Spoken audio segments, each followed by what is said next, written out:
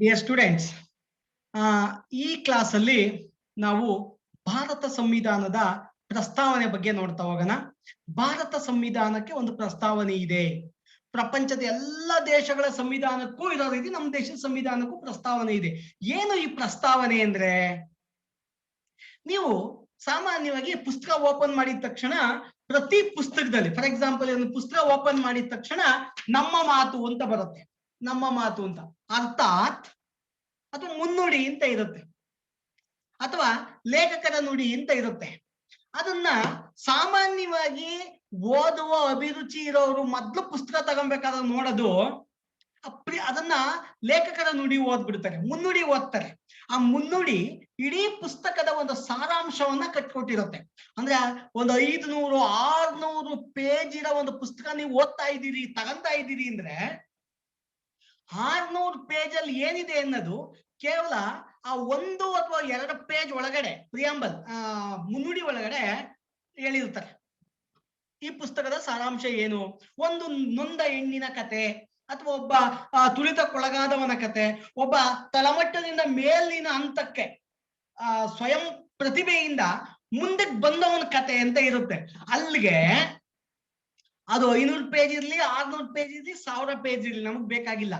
ಇಡೀ ಪುಸ್ತಕದ ಸಾರಾಂಶನ ನೀವು ಒಂದೇ ಒಂದ್ ಲೈನಲ್ಲಿ ಕಟ್ಕೊಟ್ಬಿಟ್ರಿ, ನೋಡ್ಕೊಂಡ್ಬಿಟ್ರಿ, ಇದನ್ನ ನಾನು ಓದ್ಬೇಕಾ ಬೇಡವಾ ಅಂತ. ಯಾಕೆ? ಅದು ಪ್ರಸ್ತಾವನೆ ಅಂತ, ಸಂವಿಧಾನದ ಪ್ರಸ್ತಾವನೆ ಅದು. ಆ ಸಂವಿಧಾನದಲ್ಲಿ ಏನಿದೆ ಅನ್ನೋದು, ಇಡೀ ಪುಸ್ತಕದಲ್ಲಿ ಏನಿದೆ ಅನ್ನೋದು ಆ ಪ್ರಸ್ತಾವನೆಯಲ್ಲಿ ಗೊತ್ತಾಗೋಗುತ್ತೆ. ಐ ಮೀನ್ ಆ ಒಂದು ಮುನ್ನುಡಿ ಒಳಗಡೆ ಗೊತ್ತಾಗುತ್ತೆ. ಅಂಥದ್ದೇ ಒಂದು ಸ್ವರೂಪ ನಮ್ಮ ಸಂವಿಧಾನದ ಪ್ರಸ್ತಾವನೆ. ನಾವು ಅದು ಸಂವಿಧಾನದ ಪ್ರಸ್ತಾವನೆ ಅಂತೀವಿ, ಪೂರ್ವ ಪೀಠಿಕೆ ಅಂತ ಕರಿತೀವಿ. ಅಷ್ಟೇ ಅಲ್ಲ, ಇಂಗ್ಲಿಷ್ ಅಲ್ಲಿ ಪ್ರಿಯಾಂಬಲ್ ಅಂತ ಕರಿತೀವಿ, ಇಂಗ್ಲಿಷ್ ಅಲ್ಲಿ ಪ್ರಿಯಾಂಬಲ್ ಆಫ್ ಇಂಡಿಯನ್ ಕಾನ್ಸ್ಟಿಟ್ಯೂಷನ್ ಅಂತ ಕರಿತೀವಿ. ಪ್ರಿಯಾಂಬಲ್ ಅಂದ್ರು, ಪ್ರಸ್ತಾವನೆ ಅಂದ್ರು, ಪೀಠಿಕೆ ಅಂದ್ರು, ಯಾವ ಹೆಸರಿಂದ ಕರೆದ್ರು ಅಷ್ಟೇನೆ ಅದು ನಮ್ಮ ಸಂವಿಧಾನದ ಮೊದಲನೇ ಪುಟ, ಮುಖಪುಟ ಅಂತ. ಪ್ರಸ್ತಾವನೆ ನಮ್ಮ ಸಂವಿಧಾನದ ಮುಖಪುಟ. ಏನ್ ಹೇಳುತ್ತೆ ಅದು? ಮೊದಲು ಪ್ರಾರಂಭ ಮಾಡೋದಕ್ಕೆ ಮೊದಲು ಆ ಪ್ರಸ್ತಾವನೆ ಏನಿದೆ ಅನ್ನೋದು ನೋಡ್ಬಿಡೋಣ. ಆ ಪ್ರಸ್ತಾವನೆ ಹೇಳುತ್ತೆ, ಭಾರತದ ಪ್ರಜೆಗಳಾದ ನಾವು ಭಾರತವನ್ನು ಒಂದು ಸಾರ್ವಭೌಮ, ಸಮಾಜವಾದಿ, ಜಾತ್ಯತೀತ, ಪ್ರಜಾಸತ್ತಾತ್ಮಕ ಗಣರಾಜ್ಯವನ್ನಾಗಿಸಿಕೊಂಡು ಅದರ ಎಲ್ಲ ಪೌರರಿಗೆ, ಪೌರರು ಮೀನ್ ಪ್ರಜೆಗಳಿಗೆ, ಅವರೆಲ್ಲ ಪ್ರಜೆಗಳಿಗೆ ಸಾಮಾಜಿಕ, ಆರ್ಥಿಕ ಮತ್ತು ರಾಜಕೀಯದಲ್ಲಿ ನ್ಯಾಯವನ್ನು, ನೋಡಿ ನ್ಯಾಯ, ಸಾಮಾಜಿಕ, ಆರ್ಥಿಕ ಮತ್ತು ರಾಜಕೀಯವಾಗಿ ನ್ಯಾಯವನ್ನು, ವಿಚಾರ, ಅಭಿವ್ಯಕ್ತಿ, ನಂಬಿಕೆ, ಧರ್ಮ ಮತ್ತು ಉಪಾಸನೆಯನ್ನು ಸ್ವಾತಂತ್ರ್ಯದಲ್ಲೂ, ಅಂದ್ರೆ ಸ್ವಾತಂತ್ರ್ಯದಲ್ಲಿ ಉಪಾಸನೆ, ಧರ್ಮ, ನಂಬಿಕೆ, ವಿಚಾರ, ಅಭಿವ್ಯಕ್ತಿಯನ್ನ ಸ್ವಾತಂತ್ರ್ಯದಲ್ಲೂ, ಅನಂತರ ಸ್ಥಾನಮಾನ ಮತ್ತು ಅವಕಾಶಗಳಲ್ಲಿ ಸಮಾನತೆಯನ್ನು ಎಲ್ಲರಿಗೂ ದೊರಕುವಂತೆ ಮಾಡಿ ರಾಷ್ಟ್ರದ ಏಕತೆ ಮತ್ತು ಸಮಗ್ರತೆಯನ್ನು ರಕ್ಷಿಸಿ ಭ್ರಾತೃತ್ವ ಭಾವನೆಯನ್ನು ಎಲ್ಲರಲ್ಲಿ ವೃದ್ಧಿಗೊಳಿಸುವುದಕ್ಕಾಗಿ ದೃಢ ಸಂಕಲ್ಪವನ್ನು ಮಾಡಿ ಈ ಸಂವಿಧಾನ ರಚನಾ ಸಭೆಯಲ್ಲಿ 26 ನವೆಂಬರ್ 1949 ಈ ಸಂವಿಧಾನವನ್ನ ಅಂಗೀಕರಿಸ್ಕೊಂಡಿದ್ದೀವಿ ಅಂತ ಹೇಳುತ್ತೆ. ಪ್ರಿಯಾಂಬಲ್ ಇಷ್ಟೇ. ಈಗ ನಾನು ಏನ್ ಹೇಳಿದೆ ಅದನ್ನ ನೀವು ಎಷ್ಟೊತ್ತಿನಲ್ಲಿ 20 ನಿಮಿಷ ಟೈಮ್ ಕೊಟ್ರೆ ಬಹ್ಯಾಟ್ ಮಾಡಿ ಬರ್ದು ಬಿಡ್ಬೋದು, ಒಂದು ಚಿಕ್ಕದು. ಆದ್ರೆ ಈ ಚಿಕ್ಕ ಪ್ರಸ್ತಾವನೆಯಲ್ಲಿ ಎಷ್ಟೆಲ್ಲ ಅಂಶಗಳಿದೆ ಅನ್ನೋದನ್ನ ನೋಡ್ತಾ ಹೋದ್ರೆ ರಿಯಲಿ ಇಡೀ ನಮ್ಮ ಸಂವಿಧಾನ ಏನಿದೆ ಆ ಒಂದು ಸಂವಿಧಾನ ಒಂದು ಬೃಹತ್ ಗ್ರಂಥ. ಅದು ಈ ದೇಶದ ಉದ್ಗ್ರಂಥ, ಅದು ಈ ದೇಶದ ತಳಹದಿ, ಅದು ಈ ದೇಶದ ವ್ಯವಸ್ಥೆಯನ್ನ ನಿರ್ಮಿಸಿರೋದದು.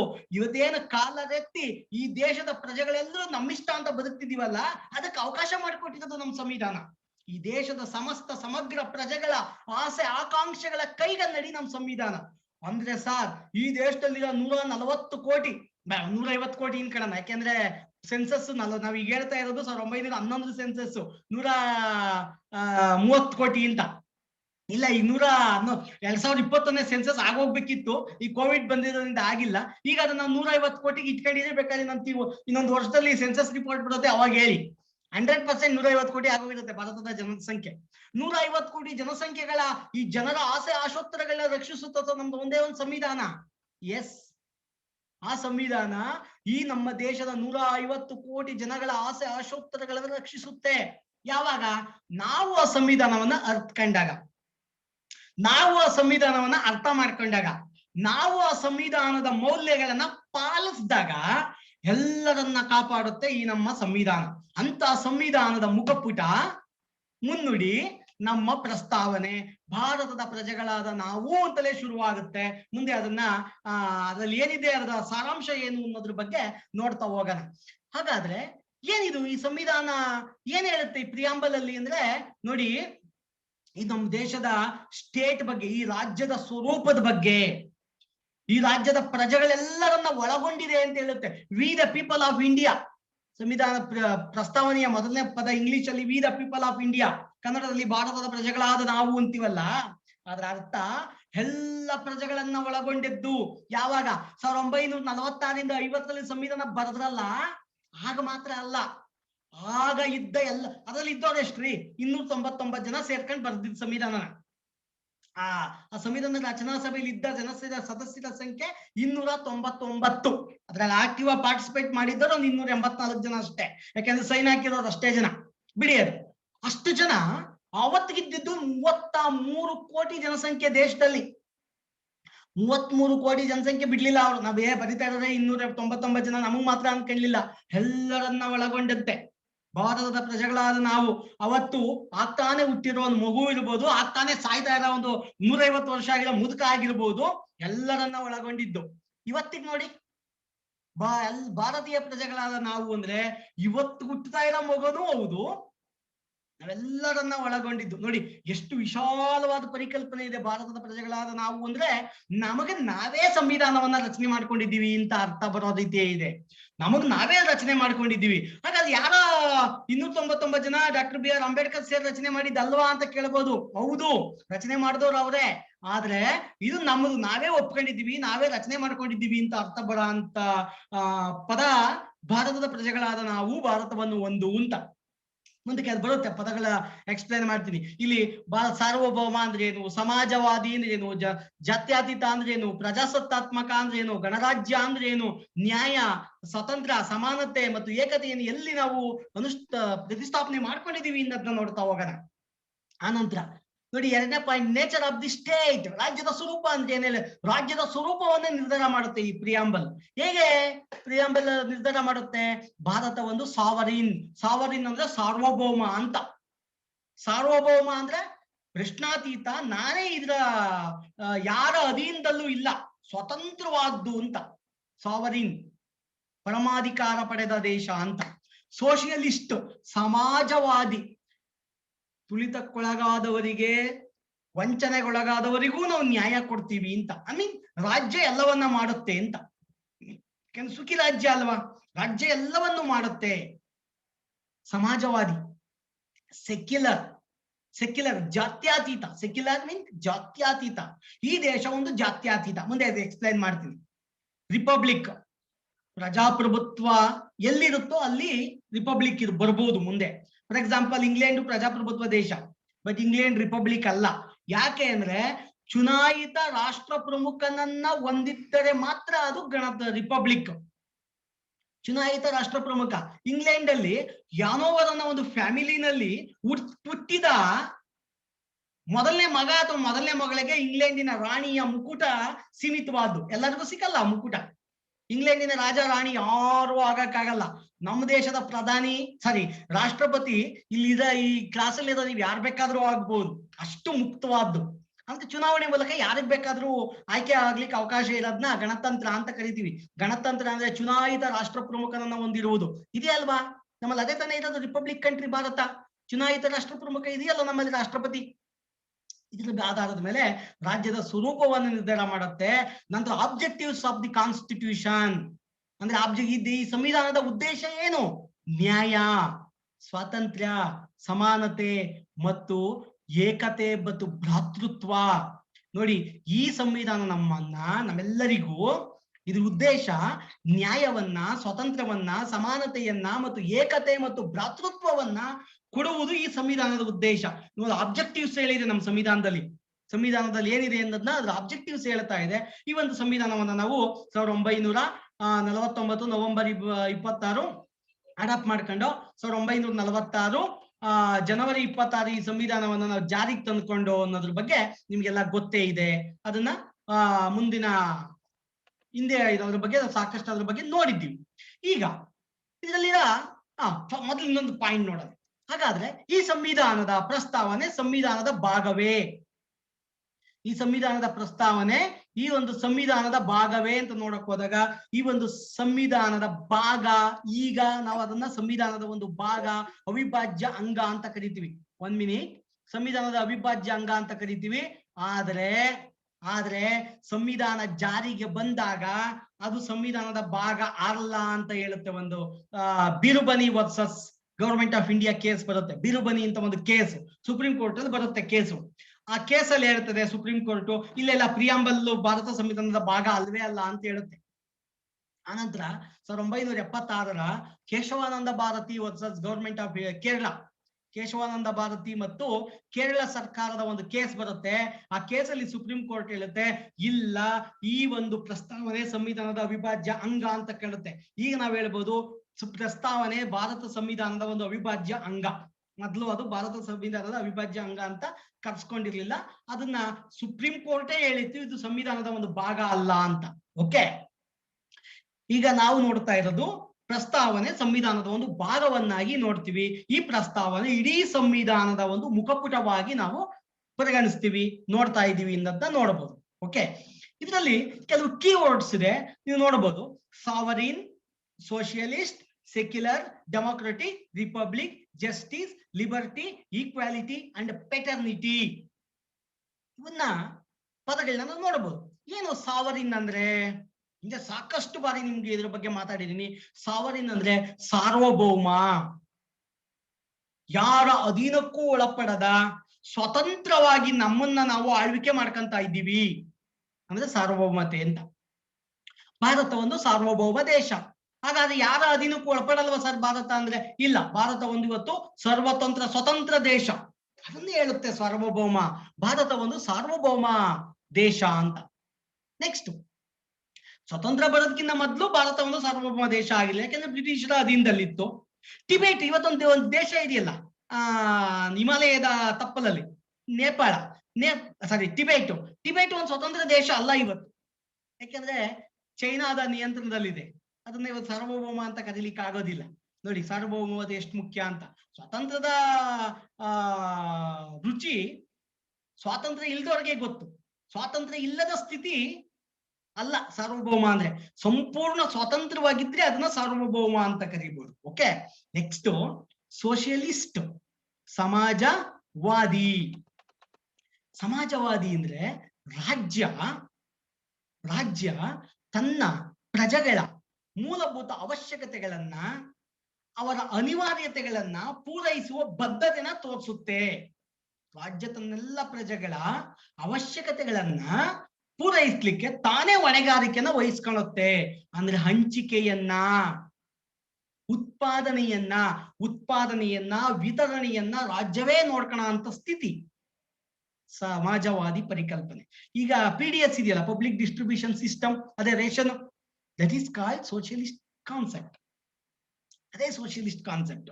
ಸರ್, ಈಗ ಸಂವಿಧಾನ ಜಾರಿಗೆ ಬಂದಾಗಿತ್ತ ಅಂದ್ರೆ ಇರ್ಲಿಲ್ಲ. ಅದನ್ನ ಮುಂದೆ ಹೇಳ್ತೀನಿ. ಸಂವಿಧಾನದ ತಿದ್ದುಪಡಿ ಪರಿಕಲ್ಪನೆ ಬಂದಾಗ ಯಾವೆಲ್ಲ ಇದ್ದೋ ಯಾವೆಲ್ಲ ಇರ್ಲಿಲ್ಲ ಅಂತ ಹೇಳ್ತೀನಿ. ಸಾರ್ವಭೌಮ, ಪ್ರಜಾಸತ್ತಾತ್ಮಕ, ಜಾತ್ಯತೀತ, ಗಣರಾಜ್ಯ ಅನ್ನೋ 4 ಪದಗಳ ಮಾತ್ರ ಇತ್ತು. ಸೋಷಿಯಲಿಸ್ಟ್ ಮತ್ತೆ ಸೆಕ್ಯುಲರ್ ಅನ್ನೋ 2 ಪದಗಳು ಇರ್ಲಿಲ್ಲ ಸಂವಿಧಾನ ಜಾರಿಗೆ ಬಂದಾಗ. ಸೋಷಿಯಲಿಸ್ಟ್ ಮತ್ತು ಸೆಕ್ಯುಲರ್, ಈಗ ಹೇಳ್ತಿದ್ ಮಾತಾಡಿವಲ್ಲ, ಈ ಸೋಷಿಯಲಿಸ್ಟ್ ಪರಿಕಲ್ಪನೆ ಇರ್ಲಿಲ್ಲ. ಸೆಕ್ಯುಲರ್ ನೆಕ್ಸ್ಟ್ ಪರಿಕಲ್ಪನೆ ಸೆಕ್ಯುಲರ್, ಇವೆರಡೂ ಇರ್ಲಿಲ್ಲ. 1976ರಲ್ಲಿ 1942ನೇ ತಿದ್ದುಪಡಿ ಮೂಲಕ ಸೇರಿಸಿದ್ರು. ಅದನ್ನ ಆಮೇಲೆ ಹೇಳ್ತೀನಿ. ಸೆಕ್ಯುಲರ್, 3ನೇ ಒಂದು ಕೀವರ್ಡ್ ಸೆಕ್ಯುಲರ್ ಅಂದ್ರೆ ಜಾತ್ಯತೀತ. ನೀವು ಈ ಜಾತ್ಯತೀತ ಪದಕ್ಕೂ ನಮ್ಮ ದೇಶದ ಜಾತಿ ಪದ್ಧತಿಗೂ ಹೋಲಿಕೆ ಮಾಡಂಗಿಲ್ಲ. ಈ ಸೆಕ್ಯುಲರ್ ಜಾತ್ಯತೀತತೆಯ ಪರಿಕಲ್ಪನೆ ಧರ್ಮಗಳಿಗೆ ಸಂಬಂಧಪಟ್ಟದ್ದು. ರಾಜ್ಯ ಯಾವುದೋ ಒಂದು ಧರ್ಮನ ರಾಜ್ಯ ಧರ್ಮ ಅಂತ ಕನ್ಸಿಡರ್ ಮಾಡಿಲ್ಲ. ಅದು ಹಿಂದೂ ಧರ್ಮನೇ ಆಗಿರ್ಬೋದು, ಯಾವುದೇ ಧರ್ಮ. ಭಾರತ ಏನ್ ಧರ್ಮಗಳು ಕಡಿಮೆನೆ? ಹಿಂದೂ ಧರ್ಮ, ಬೌದ್ಧ ಧರ್ಮ, ಜೈನ ಧರ್ಮ, ಸಿಖ್ ಧರ್ಮ ಎಲ್ಲ ಭಾರತದಲ್ಲೇ ಹುಟ್ಟು ಬೆಳೆದಂತವು, ಇಲ್ಲೇ ಹುಟ್ಟಿದವು. ಯಾವ ಧರ್ಮಕ್ಕೆ ರಾಷ್ಟ್ರೀಯ ಧರ್ಮ ಸ್ಥಾನಮಾನ ಕೊಡ್ಬೇಕಾಗಾದ್ರೆ ಆಯ್ತಲ್ಲ. ಮತ್ತೆ ನೋಡಿ ಇಂಗ್ಲೆಂಡ್ಗೆ ಹೋಗಿ ಕ್ರಿಶ್ಚಿಯನ್ ಧರ್ಮ ರಾಜಧರ್ಮ ಅಥವಾ ದೇಶದ ಧರ್ಮ, ಪಾಕಿಸ್ತಾನಕ್ಕೆ ಹೋದ್ರೆ ಮುಸ್ಲಿಂ ಧರ್ಮ, ಇಂಡೋನೇಷ್ಯಾಕ್ಕೆ ಹೋದ್ರೆ ಮುಸ್ಲಿಂ ಧರ್ಮ, ಇಸ್ರೇಲ್ಗೆ ಹೋದ್ರೆ ಪ್ಯಾಲೇಸ್ ಅವ್ರದೇ ಒಂದು ಧರ್ಮ. ನೋಡಿ ಧರ್ಮ ಸಪರೇಟ್ ಉಂಟು. ಬಟ್ ಭಾರತಕ್ಕೆ ರಾಷ್ಟ್ರೀಯ ಧರ್ಮದ ಸ್ಥಾನಮಾನ ಯಾವ ಧರ್ಮಕ್ಕೂ ಕೊಟ್ಟಿಲ್ಲ. ಎಲ್ಲ ಧರ್ಮಗಳನ್ನ ಸಮಾನವಾಗಿ ಪರಿಗಣಿಸಿ ಎಲ್ಲ ಧರ್ಮದವರನ್ನ ಮುಕ್ತವಾಗಿ ಬಿಟ್ಟಿದ್ದಾರೆ. ಅದು ನಮ್ಮ ಸಂವಿಧಾನದ ವಿಶೇಷ.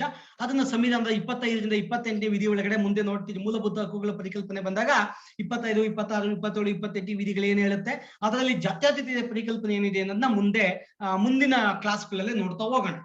ಸೆಕ್ಯುಲರ್ ಅಂದ್ರೆ ಸಮಾಜವಾದಿಯ ಜಾತ್ಯತೀತತೆಯ ಪರಿಕಲ್ಪನೆ ಅಂತ, ಇದನ್ನು ಅಷ್ಟೇ ಸಂವಿಧಾನಕ್ಕೆ ತಿದ್ದುಪಡಿ ಮಾಡಿ ಈ ಒಂದು ಕಾನ್ಸೆಪ್ಟ್ ನ ಸೇರಿಸಿರು. ಇಲ್ಲಿ ಸಮಾಜವಾದಿ ಮತ್ತೆ ಜಾತ್ಯತೀತ ಎರಡು ಪರಿಕಲ್ಪನೆಗಳು ಸೇರ್ಪಡೆ ಆದವು 1976ರಲ್ಲಿ 42ನೇ ಸಂವಿಧಾನ ತಿದ್ದುಪಡಿಯ ಮೂಲಕ ಅಂತ. ಅಂದ್ರೆ ಪ್ರಿಯಾಂಬಲ್ಗೂ ತಿದ್ದುಪಡಿ ಮಾಡಿದ್ದಾರೆ ಅಂತ ಆಯ್ತಾ? ಎಸ್, ಅದನ್ನ ಮುಂದೆ ನೋಡೋಣ. Next democratic. ಡೆಮೋಕ್ರೆಟಿಕ್ ಅಂದ್ರೆ ಏನು? ಪ್ರಜಾಪ್ರಭುತ್ವ ಅಂತ. ಈ ದೇಶದ ವ್ಯವಸ್ಥೆ ಪ್ರಜಾಸತ್ತಾತ್ಮಕವಾಗಿದೆ. ರಾಜಕೀಯ ಪ್ರಜಾಸತ್ತಾತ್ಮಕ ಅಂದ್ರೆ ನಾವೆಲ್ಲ ವೋಟ್ ಹಾಕ್ತಿವಿ ಯಾರೋ ಒಬ್ಬ ನಮ್ಮ ಬೇಕಾದಂತ ರಾಜಕೀಯ ಪಕ್ಷಕ್ಕೆ, ಅವರು ಬಹುಮತ ಪಡೆದು ಬಂದು ಸರ್ಕಾರ ರಚನೆ ಮಾಡ್ತಾರೆ, 5 ವರ್ಷಗಳ ಕಾಲ ಆಳ್ವಿಕೆ ಮಾಡ್ತಾರೆ, ಮತ್ತೆ ಚುನಾವಣೆ ನಡೆಯುತ್ತೆ. ಚುನಾವಣೆಯಲ್ಲಿ ಮತ್ತೆ ಜನ ಅವ್ರಿಗೆ ವೋಟ್ ಹಾಕಿದ್ರೆ ಮತ್ತೆ ಅವರು ಅಧಿಕಾರಕ್ಕೆ ಬರ್ತಾರೆ. ಅವ್ರಿಗೆ ಜನ ವೋಟ್ ಹಾಕ್ಲಿಲ್ಲ ಅಂದ್ರೆ ಬಿಟ್ಟು ಮನೆ ಕಡೆಗೆ ಹೋಗ್ತಾರೆ. ಇದು ಪ್ರಜಾಪ್ರಭುತ್ವ. ಅಂದ್ರೆ ಪ್ರಜೆಗಳು ತಮ್ಮನ್ನ ತಾವೇ ಆಳ್ವಿಕೆ ಮಾಡ್ಕೊಳ್ಳೋದನ್ನ ಪ್ರಜಾಪ್ರಭುತ್ವ. ಅದೇ ಅಬ್ರಹಾಮ್ ಲಿಂಕನ್ ಹೇಳಿದಾರಲ್ರಿ, ಪ್ರಜೆಗಳಿಂದ ಪ್ರಜೆಗಳಿಗಾಗಿ ಪ್ರಜೆಗಳಿಗೋಸ್ಕರ ನಡೆಯುವುದೇ ಪ್ರಜಾಪ್ರಭುತ್ವ ಅಂತ.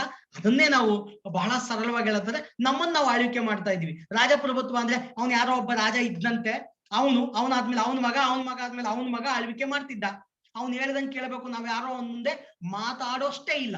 ಬಟ್ ಈಗ ನಾವು ಸರ್ವತಂತ್ರ ಸ್ವತಂತ್ರ, ನಮಗೆ ಸ್ವಾತಂತ್ರ್ಯ ಇದೆ, ಸಮಾನತೆ ಇದೆ. ನಾವು ರಾಜನ್ನು ಪ್ರಶ್ನೆ ಮಾಡ್ಬೋದು, ಸರ್ಕಾರವನ್ನು ಪ್ರಶ್ನೆ ಮಾಡ್ಬೋದು. ಅದೇ ಪ್ರಜಾಪ್ರಭುತ್ವ. ಈ ಪ್ರಜೆಗಳೇ ನಾವೇ ಆಳ್ವಿಕೆ ಮಾಡ್ಕೊಂತ ಇದ್ದೀವಿ ಅಂತ ಈ ಪ್ರಜಾಪ್ರಭುತ್ವ ವ್ಯವಸ್ಥೆ ಒಳಗಡೆ ನಾವಿದ್ದೀವಿ. ಇದು ಎಲ್ಲಿವರೆಗೂ ಹೋಗಿದೆ ಪ್ರಜಾಪ್ರಭುತ್ವ ಇವತ್ತು ಭಾರತದಲ್ಲಿ ಅಂದ್ರೆ ಕೇವಲ ರಾಜ್ಯಾಡಳಿತದ ಕ್ರಮಕ್ಕಲ್ಲ, ಸಾಮಾಜಿಕ ಜೀವನದ ವ್ಯವಸ್ಥೆ ಒಳಗಡೆನೂ ಪ್ರಜಾಪ್ರಭುತ್ವ ಇದೆ. ಈ ಮೊದ್ಲು ಕೂತಿದ್ರೆ ಇನ್ನೊಬ್ಬ ಬಂದು ಎಬ್ಬಿಸಕ್ಕಾಗುತ್ತೆ ಅಂದ್ರೆ ಮೊದ್ಲು ಇಮೇಜಿನ್ ಮಾಡ್ಕೊಳ್ಳಿ, ದೊಡ್ಡವ್ರು ಬಂದ್ರೆ ಎದ್ದಳಿ, ಇನ್ನೊರು ನೀರು ತರಕ್ಕೂ ಬಸ್ ಸ್ಟ್ಯಾಂಡ್ ನೀರ್ ತರ್ಲಿಕ್ಕೆ ಬೋರ್ವೆಲ್ ಹತ್ರ ಹೋದ್ರೆ, ಈಗ ಟ್ಯಾಂಕ್ ಅಥವಾ ನಲ್ಲಿ ತಕ್ಕ ಹೋದ್ರೆ ಮೊದ್ಲು ಬಂದವ್ರು ಹಿಡ್ಕೊಬೇಕು. ದಟ್ ಈಸ್ ಡೆಮೋಕ್ರಸಿ, ಸಾಮಾಜಿಕ ಪ್ರಜಾಪ್ರಭುತ್ವ. ಅದು ಪ್ರಜಾಪ್ರಭುತ್ವ ಸಾಮಾಜೀಕರಣಗೊಂಡಿದೆ ಅಂತ ಅಷ್ಟೇನೆ. ಪ್ರಜಾಪ್ರಭುತ್ವ ಸಾಮಾಜಿಕ ವ್ಯವಸ್ಥೆಯಲ್ಲಿ ಕೂಡ ಇವತ್ತಿದೆ, ಕೇವಲ ರಾಜಕೀಯ ವ್ಯವಸ್ಥೆ ಮಾತ್ರ ಸೀಮಿತವಾದಲ್ಲ ಅನ್ನೋದನ್ನ ನಾವು ನೋಡ್ಬೋದು. ರಿಪಬ್ಲಿಕ್ ಆಗ್ಲೇ ಹೇಳಿದೆ, ರಿಪಬ್ಲಿಕ್ ಅನ್ನೋದು ಪ್ರಜಾಪ್ರಭುತ್ವದ ಉನ್ನತ ಹಂತ, ಪ್ರಜಾಪ್ರಭುತ್ವದ ಕಿರೀಟ. ಗಣತಂತ್ರ, ಪ್ರಜಾಪ್ರಭುತ್ವ ಇಲ್ಲದೆ ಇರೋ ಕಡೆ ಗಣತಂತ್ರ ಇರಕ್ಕಾಗಲ್ಲ. ಎಲ್ಲಿ ಪ್ರಜಾಪ್ರಭುತ್ವ ಇರುತ್ತೋ ಅಲ್ಲಿ ಗಣತಂತ್ರ ಇರುತ್ತೆ. ಬಹಳ ಸಿಂಪಲ್ ಆಗಿ ಒಂದು ಎಕ್ಸಾಂಪಲ್ ಹೇಳ್ತೀನಿ ನೋಡಿ. ಒಂದು ಇದು ಪೀಠ ಮೀನ್ ಮನೆಗೆ ಇದು ಇದ್ದಂಗೆ, ಪಾಯ ಇದ್ದಂಗೆ, ಫೌಂಡೇಶನ್ ಇದ್ದಂಗೆ. ಆ ಫೌಂಡೇಶನ್ ಅಂದ್ರೆ ಹಕ್ಕುಗಳು ಅಥವಾ ಸಂವಿಧಾನ. ಅದ್ರ ಮೇಲ್ಗಡೆ ಪಿಲ್ಲರ್ಸ್, 4 ಪಿಲ್ಲರ್ ಬೇಕಲ್ಲ ಮೇಲ್ಗಡೆ ಟೆರಸ್ ನಿಲ್ಲಕ್ಕೆ, ಮೇಲ್ಗಡೆ ಮೋಳ್ ನಿಲ್ಲಕ್ಕೆ 4 ಪಿಲ್ಲರ್ ಬೇಕು. ಸ್ವತಂತ್ರ, ಸಮಾನತೆ, ಭ್ರಾತೃತ್ವ, ನ್ಯಾಯ, ಇವು 4 ಪಿಲ್ಲರ್ಸ್. ಅದ್ರ ಮೇಲ್ಗಡೆ ಪ್ರಜಾಪ್ರಭುತ್ವ ಅನ್ನೋ ಟೆರಸ್. ಆಯ್ತು, ಪ್ರಜಾಪ್ರಭುತ್ವ ಇದೆ. ಅದ್ರ ಮೇಲ್ಗಡೆ ನೀವು ಗೋಪುರ ಕಟ್ಟಿದ್ರೆ ಅದು ರಿಪಬ್ಲಿಕ್, ಗಣತಂತ್ರ. ಮೋಲ್ಡೇ ಇಲ್ಲ ಅಂದ್ರೆ, ಮೇಲ್ಗಡೆ ಪಿಲ್ಲರ್ ಇಲ್ಲ, ಅದ್ರ ಮೇಲ್ಗಡೆ ಮೋಲ್ಡ್ ಇಲ್ಲ ಅಂದ್ರೆ ಇದನ್ನ ಗೋಪುರ ಕಟ್ಟಕ್ಕಾಗುತ್ತಾ? ಹಾಗಲ್ಲ. ಹಾಗಾದ್ರೆ ಗೋಪುರ ಕಟ್ಟಬೇಕು ಅಂದ್ರೆ ಅದು ಪ್ರಜಾಪ್ರಭುತ್ವ ಇರೋ ಕಡೆ ಮಾತ್ರ ರಾಜನ್ನ ಆಯ್ಕೆ ಮಾಡ್ಕೊಬಹುದು. ನಮ್ಮ ರಾಜನ್ನ ಅಥವಾ ನಮ್ಮ ಚುನಾಯಿತ ಪ್ರಮುಖನನ್ನ ನಾವು ಆಯ್ಕೆ ಮಾಡ್ಕೊಬಹುದು. ಇಲ್ಲ ಅಂದ್ರೆ ನಾವು ಆಯ್ಕೆ ಮಾಡ್ಕೊಳ್ಲಿಕ್ಕೆ ಆಗಲ್ಲ. ನೋಡಿ, ಇಂಗ್ಲೆಂಡ್ ಪ್ರಜಾಪ್ರಭುತ್ವ ದೇಶ, ಕೆನಡಾ ಒಂದು ಪ್ರಜಾಪ್ರಭುತ್ವ ದೇಶ. ಬಟ್ ಅಲ್ಲಿ ರಾಜ ಅಥವಾ ರಾಣಿ ಅನ್ನೋ ಒಂದು ಪದವಿ ಯಾವುದೋ ಒಂದು ಫ್ಯಾಮಿಲಿಗೆ, ಯಾರೋ ಒಬ್ರಿಗೆ ಸೀಮಿತವಾಗಿದೆ. ಅಲ್ಲಿ ಯಾರೋ ಇಷ್ಟಪಟ್ಟವರು ರಾಷ್ಟ್ರಪತಿ ಆಗ್ಲಿಕ್ಕೆ ಆಗಲ್ಲ. ನಮ್ಮ ದೇಶದಲ್ಲಿ ಇಷ್ಟಪಟ್ಟರೆ ನೀವು ಯಾರು ಬೇಕಾದ್ರೂ ರಾಷ್ಟ್ರಪತಿ ಆಗ್ಬೋದು. ಯಾಕೆ ಅಂದ್ರೆ ಅದು ನಮ್ಮ ದೇಶ ರಿಪಬ್ಲಿಕ್ ಕಂಟ್ರಿ, ನಮ್ಮದು ಗಣತಂತ್ರ ದೇಶ. ಇದನ್ನ ಎಲ್ಲಿಂದ ತಗೊಂಡು? ಅಮೆರಿಕದಿಂದ ತಗೊಂಡು. ಫಸ್ಟ್ ಆಫ್ ಆಲ್ ಮೊದಲೇ ಹೇಳದ್ ಮರ್ತೆ, ಈ ಪ್ರಸ್ತಾವನೆಯ ಪರಿಕಲ್ಪನೆ ನಾನು ತಗೊಂಡಿದ್ದೆ ಅಮೆರಿಕ ಸಂವಿಧಾನದಿಂದ ಮೂಲ. ಓಕೆ, ನೆಕ್ಸ್ಟ್ ಇಲ್ಲಿವರೆಗೂ ಇದು ರಾಜ್ಯದ ಸ್ವರೂಪವನ್ನ, ಸರ್ಕಾರದ ಸ್ವರೂಪವನ್ನ, ಸಮಾಜದ ಸ್ವರೂಪವನ್ನ ಹೇಳ್ತಿತ್ತು ಈ ಕೀವರ್ಡ್ಸ್ ಅಲ್ಲಿ. ಯಾವುದ್ರಲ್ಲಿ? ಸಾರ್ವಭೌಮ, ಸಮಾಜವಾದಿ, ಜಾತ್ಯತೀತ, ಪ್ರಜಾಸತ್ತಾತ್ಮಕ, ಗಣರಾಜ್ಯ. ಈ ಇಷ್ಟು ಪದಗಳು ಈ ರಾಜ್ಯದ, ಈ ಸರ್ಕಾರದ, ಈ ಸಮಾಜದ ಸ್ವರೂಪ ಹೇಳಿತು. ಈಗ ಹೇಳುತ್ತೆ ಈ ನ್ಯಾಯ, ಸಮಾನತೆ ಮತ್ತೆ ಸ್ವಾತಂತ್ರ್ಯ, ಈ 3 ಪದಗಳಿದೆಯಲ್ಲ, ಪೆಟರ್ನಿಟಿ, ಈ 4 ಪದಗಳಿದೆಯಲ್ಲ, ಇವು ಸಂವಿಧಾನದ ಉದ್ದೇಶನ ಹೇಳುತ್ತೆ, ಸಂವಿಧಾನದ ಗುರಿಯನ್ನ ಹೇಳುತ್ತೆ. ಅದರಲ್ಲಿ ಮೊದಲನೇದು ಜಸ್ಟಿಸ್, ನ್ಯಾಯವನ್ನು ರಾಜಕೀಯವಾಗಿ, ಆರ್ಥಿಕವಾಗಿ, ಸಾಮಾಜಿಕವಾಗಿ ನ್ಯಾಯವನ್ನ ಕೊಡುತ್ತಿದೆ ಅಂತ. ಅದು ಮುಂದೆ ಬರುತ್ತೆ ನಿಮಗೆ. ಸಂವಿಧಾನದ 14ನೇ ವಿಧಿ, 15ನೇ ವಿಧಿ, 16ನೇ ವಿಧಿ, 17, 18, 25, 23, 24 ಎಲ್ಲ ವಿಧಿಗಳಲ್ಲಿ ನ್ಯಾಯದ ಬಗ್ಗೆ ಮಾತಾಡಿದ್ದಾರೆ. 323, 324, 333 ನೋಡಿ, ಎಲ್ಲ ಕಡೆ ನ್ಯಾಯದ ಬಗ್ಗೆ ಇದೆ. ಅಂದ್ರೆ ನ್ಯಾಯವನ್ನ ರಾಜಕೀಯವಾಗಿ ನ್ಯಾಯ ಏನಂದ್ರೆ ಪರಿಶಿಷ್ಟ ಜಾತಿ, ಪರಿಶಿಷ್ಟ ಪಂಗಡ, ಮಹಿಳೆಯರಿಗೆ ಮೀಸಲಾತಿ, ಉದ್ಯೋಗದಲ್ಲಿ ಮೀಸಲಾತಿ, ಈ ರೀತಿ ಶೈಕ್ಷಣಿಕ ಸಂಸ್ಥೆಗಳಲ್ಲಿ ಮೀಸಲಾತಿ, ಅದು OBC ಇರಬಹುದು. ಇವತ್ತು ಎಕನಾಮಿಕಲಿ ಬ್ಯಾಕ್ವರ್ಡ್ ಕ್ಲಾಸ್, ಯಾವ ಜಾತಿಗೂ ಸೇರದೆ, ಆ ಹಿಂದುಳಿದ ಜಾತಿಗಳಿಗೆ ಸೇರದೆ ಇರೋರ್ಗೊಂದು ಇವತ್ತು ಎಕನಾಮಿಕಲಿ ಬ್ಯಾಕ್ವರ್ಡ್ ಕ್ಲಾಸ್ ಅಂತ ಹೆಂಗ್ ಕೊಟ್ಟಿದ್ದಾರೆ, ಅವ್ರಿಗೂ ಸೇರದಂತೆ ಎಲ್ಲರಿಗೂ ನ್ಯಾಯ ಕೊಡ್ತಾ ಇದೆ ಅಲ್ವಾ. ಸಂವಿಧಾನದ ಮೊದಲನೇ ಉದ್ದೇಶ, ಬಹಳ ಮುಖ್ಯವಾದ ಉದ್ದೇಶ ನ್ಯಾಯ. ನ್ಯಾಯಕ್ಕೆ ಸಂಬಂಧಪಟ್ಟಂತ ಪರಿಕಲ್ಪನೆ ಬಹಳ ಹಿಂದೆ ಮೊದಲನೇ ಸೆಮಿಸ್ಟರ್ ಅಲ್ಲಿ ನಿಮ್ಮಿಬ್ಬರಿಗೂ ಮಾತಾಡಿದೀನಿ, ಫಸ್ಟ್ ಇಯರ್ ಸೆಕೆಂಡ್ ಇಯರ್ ಇಬ್ಬರಿಗೂ ಹೇಳಿದೀನಿ. ನ್ಯಾಯ ಕಾಲಾತೀತವಾದದ್ದು, ಕಾಲಕ್ಕೆ ತಕ್ಕಂತೆ, ಪರಿಸ್ಥಿತಿಗೆ ತಕ್ಕಂತೆ, ಸಂದರ್ಭಕ್ಕೆ ತಕ್ಕಂತೆ, ವ್ಯವಸ್ಥೆಗೆ ತಕ್ಕಂತೆ ತನ್ನದೇ ಆದ ಓನ್ ಡೆಫಿನೇಷನ್ ನ್ಯಾಯ ಉಳಿಸ್ಕೊಂಡಿದೆ. ಸೊ ನ್ಯಾಯ ಅಂದ್ರೆ ಇವತ್ತಿನ ಕಾನೂನುಬದ್ಧ ನ್ಯಾಯ ಅಂದ್ರೆ ಇವತ್ತು ಕಾನೂನಿನ ಪ್ರಕಾರ ನಡಿಬೇಕಷ್ಟೇ, ಅದು ನ್ಯಾಯ. ಹೌದು ಸ್ವಾಮಿ, ಕಾನೂನಲ್ಲಿ ಏನಿದೆಯೋ ಅದು ನ್ಯಾಯ. ಅದು ಯಾರೋ ಒಬ್ಬರಿಗೆ ಎಲ್ಲರನ್ನೂ ಸಮಾನವಾಗಿ ಪರಿಗಣಿಸ್ಬೇಕು 14ನೇ ವಿಧಿ ಪ್ರಕಾರ ನ್ಯಾಯ. ಯಾರೋ ಹೆಂಗಾಗುತ್ತೆ ಅದೇ ರೀತಿ ನ್ಯಾಯ ಅಂದ್ರೆ ಎಲ್ಲರೂ ಸಮಾನರಿ, ಯಾರು ಬೇಕಾದ್ರೂ ಫೈಟ್ ಮಾಡಿ ಓಪನ್ ಆಪರ್ಚುನಿಟಿ ಅಂತ ಅಂದ್ರೆ, ಒಬ್ಬ ಕುಂಟನ ಜೊತೆ ಒಬ್ಬ ಏನದು ಒಲಿಂಪಿಕ್ ಅಲ್ಲಿ ಓಡ ಅಂತವನ್ನ ರನ್ನಿಂಗ್ ರೇಸ್ ಬಿಟ್ರೆ ಯಾರು ಗೆಲ್ತಾರೆ? ಹಾಗಾದ್ರೆ ಕುಂಟನಿಗೆ ಬದುಕ ಹಕ್ಕಿಲ್ವೋ? ಕುಂಟನಿಗೆ ಜೀವಿಸ ಹಕ್ಕಿಲ್ವೋ? ಅವನಿಗೆ ಬೇಡವ ಸೌಲಭ್ಯಗಳು? ಅವನಿಗೂ ಬೇಕು ಅಂದ್ರೆ ಅವನನ್ನ ಮುಖ್ಯವಾಹಿನಿ ತರಬೇಕಾದ್ರೆ ಕೆಲವು ವಿಶೇಷ ರಿಯಾಯಿತಿಗಳು ಕೊಡಬೇಕು. ರಿಯಾಯಿತಿ ಕೊಟ್ರೆ ಅನ್ಯಾಯ ಆಯ್ತು, ಸಮಾನತೆ ವಿರುದ್ಧವಾಯ್ತು, ಕೇಳಕ್ಕಾಗುತ್ತಾ? ಕೇಳ್ತಾ ಇದ್ದಾರೆ, ದಟ್ ಇಸ್ ಸೆಕೆಂಡ್ರಿ. ಕೇಳಬಾರದು ಅನ್ನೋದು ನಮ್ಮ ಉದ್ದೇಶ. ಯಾಕೆಂದ್ರೆ ಅದೇ ನ್ಯಾಯ. ಅದನ್ನೇ ಮೀಸಲಾತಿ ಬರುತ್ತೆ ಮುಂದೆ, ಮೀಸಲಾತಿಗೆ ಸಂಬಂಧಪಟ್ಟಂತೆ ದೀರ್ಘವಾಗಿ ಬರುತ್ತೆ, ಅದನ್ನ ಮುಂದೆ ಡಿಸ್ಕಸ್ ಮಾಡ್ತಾ ಹೋಗೋಣ. ಓಕೆ, ಇದು ನ್ಯಾಯದ ಪರಿಕಲ್ಪನೆ. ಇನ್ನು ಲಿಬರ್ಟಿ, ಸ್ವಾತಂತ್ರ್ಯ. ನಮ್ಮಲ್ಲಿ ಸ್ವಾತಂತ್ರ್ಯಕ್ಕೆ ಏನು ಕೊರತೆ ಇಲ್ಲ, ನಾನು ಹೇಳಿನಲ್ಲ, ಬಹಳ ಯಾವಾಗ್ಲೂ ಹೇಳ್ತಿರ್ತೀನಿ ತಮಾಷೆಗೆ, ದಿಸ್ ಇಸ್ ಲಿಬರ್ಟಿ ಅಂತ. ಏನು ಸ್ವಾತಂತ್ರ್ಯ ಅಂದ್ರೆ ಇದೇ ಸ್ವಾತಂತ್ರ್ಯ. ಐ ಮೀನ್ ಕಾಲರಿಂಗ್ ಅಂದ್ಕೊಂಡು ಹೇಳ್ತೀವಲ್ಲ, ನನ್ನಿಷ್ಟ ಅಂತೀವಲ್ಲ, ಅದೇ ಸ್ವಾತಂತ್ರ್ಯ. ಅದು ಎಲ್ಲಿವರೆಗೂ ಹೋಗಿದೆ ಅನ್ನೋದನ್ನ ನಾನು ಈಗ ಹೇಳೋ ಅವಶ್ಯಕತೆನೇ ಇಲ್ಲ. ಅದು ರಾಜಕೀಯ ವ್ಯಕ್ತಿಗೆ ರಾಜಕೀಯವಾಗಿ, ಆರ್ಥಿಕವಾಗಿ, ಸಾಮಾಜಿಕವಾಗಿ ಎಲ್ಲ ಕಡೆ ಸ್ವಾತಂತ್ರ್ಯ ಇದೆ. ಆ ಸ್ವಾತಂತ್ರ್ಯದ ಮಿತಿ ತುಂಬಾ ಜಾಸ್ತಿ ಇದೆ. ಎಲ್ಲಿಂದ ಬಂತು ಸಾರ್ ಈ ಸ್ವಾತಂತ್ರ್ಯ ಅಂದ್ರೆ? ಮತ್ತೆ ಅದೇ ನಮ್ಮ ಸಂವಿಧಾನದ ಮೂಲಭೂತ ಹಕ್ಕುಗಳು ಕೊಟ್ಟಿರೋ ಅಂತದ್ದು. ಮೂಲಭೂತ ಹಕ್ಕುಗಳ ಕಡೆ ಎಲ್ಲವೂ ಇದೆ.